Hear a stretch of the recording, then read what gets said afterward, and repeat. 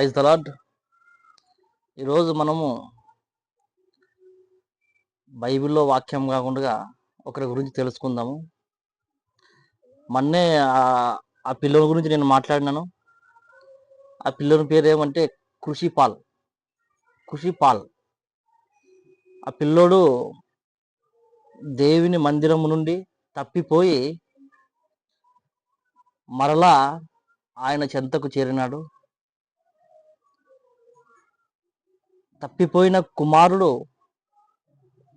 మరలా తండ్రి దగ్గరికి చేరితే ఎలాగో సంతోషిస్తాడో అలాగే అందరికి తండ్రి అయినటువంటి మన నజరేయుడైన యేసుక్రీస్తు ఆ పిల్లోని పట్ల సంతోషిస్తాడని నేను అనుకుంటున్నాను.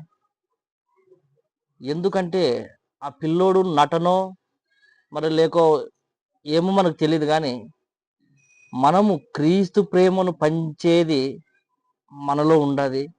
ఎందుకంటే క్రీస్తును ప్రేమించి వారు ఆయనను పోలిన వారై ఉండల్లా. ఆయన ప్రేమను మనం ఆ పిల్లోనికి పంచల్లా. ఆ పిల్లోడు హృదయంలో ఏం పెట్టుకుని పోయినాడో మరి ఏం పెట్టుకుని వచ్చినాడో మనకు తెలియదు. కాబట్టి ఆ పిల్లోని పట్ల మనమందరం కలిసి మనమందరూ ఆ పిల్లోని గురించి ప్రార్థన చేద్దాము. ఎందుకంటే ఇలాంటి వారు యేసుక్రీస్తు నిందించేవారు చాలా మంది ఉన్నారు. ఒక కరుణాకర్ అయితేమి, ఒక లలిత్ కుమార్ అయితేనేమి, ఒక డాక్టర్ భాస్కర్ అయితేనేమి, వీళ్ళందరూ ఆయన మధురమైన ప్రేమను తెలుసుకొని ఎప్పుడో ఒకసారి మారుతారు. మారాలని మనం దేవునికి ప్రార్థన చేద్దాం. ఎందుకంటే క్రీస్తు ప్రేమ కపటం లేనిది, వ్యసనము లేనిది, బాధ లేనిది. ఆయన ప్రేమ అంత మధురంగా ఉంటుంది అన్నమాట. తేనె కన్నా తీయనైనది ఆయన ప్రేమ. అలాంటి ప్రేమను మనం విడిచిపోతే అలాంటి ప్రేమను మనం విడిచిపోతే మనల్ని ఎవరు ఆదుకోలేరు. అందరూ నరులైతేనేమి, మనుషులైతేనేమి, ఏరే వాళ్ళు ఎవరైతేనేమి పైన ప్రేమను చూపిస్తారు, కానీ నిజమైన ప్రేమను మన మీద ఎవరు చూపిరు. అలాంటి ప్రేమ చూపించేవాడు నజరేయుడైన యేసుక్రీస్తు ఒక్కడే.